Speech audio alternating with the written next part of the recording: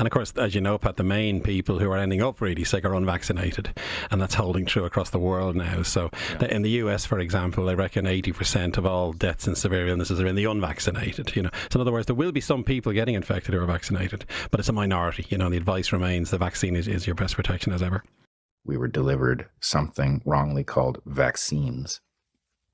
We were propagandized into avoiding off-patent drugs that really did work. And so, we made our situation vastly worse. We locked down, which injured people.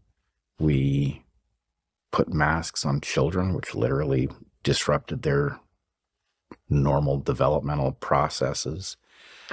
We kept vaccinating and revaccinating, which has created an entire landscape of adverse events and early deaths, which we are still not being honest about. By any normal metric, the vaccine rollout was a complete unmitigated catastrophe, right? Tremendous number of people were injured. The thing had no positive effect on controlling the pandemic.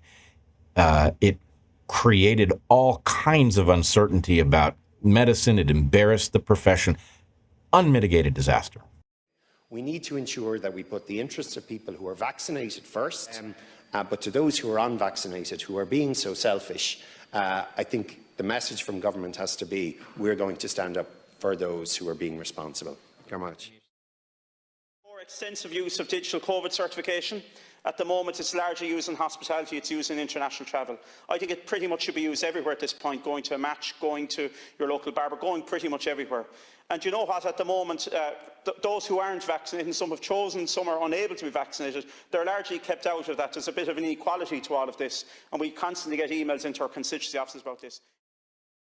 And I think, like others have said, gyms, hairdressers, but why not supermarkets? Why not public transport? I know it's difficult to police some of these things, but really, if you want to participate in society, you need to be vaccinated. And if you don't want to participate in society, okay, stay at home. That's your own business. I heard a commentator compare masks in school to a form of child abuse, which is absolutely ridiculous and scandalous.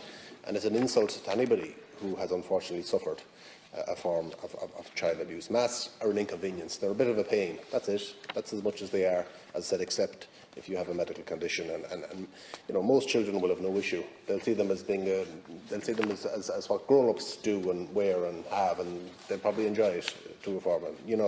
And in many cases, their parents that are the problem. But I'm going to say it here again. I'm not afraid of them. I'm in favour of the vaccination. I'm in favour of the vaccine, sir. It's all about layers of protection. So the regulations I'll be signing this evening in terms of international travel is one layer. It's imperfect.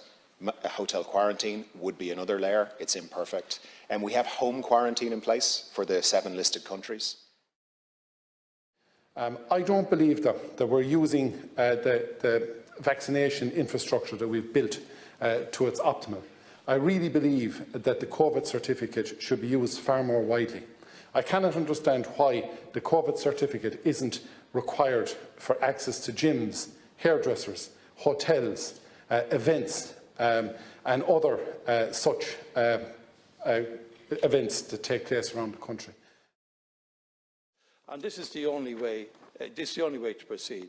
We cannot allow unvaccinated people to take up services which are urgently required and not available to the population who are vaccinated and need those services now as well. Thank you.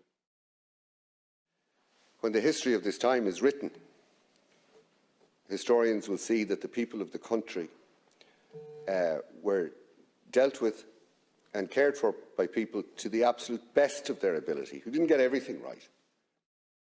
The most valuable asset on this planet isn't Bitcoin, it's time. Yeah.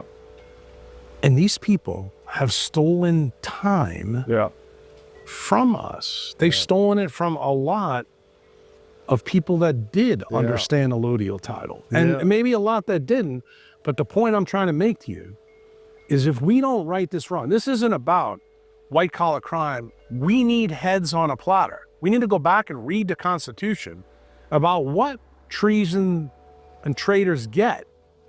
So pardon me for listening to Cali me and say, well, I just want transparency. That's what he actually said. I said, no, I want fucking heads on the plate. I want exactly what George Washington did when he crossed the goddamn river. Why? Because somebody needs to pay so this never, ever happens again.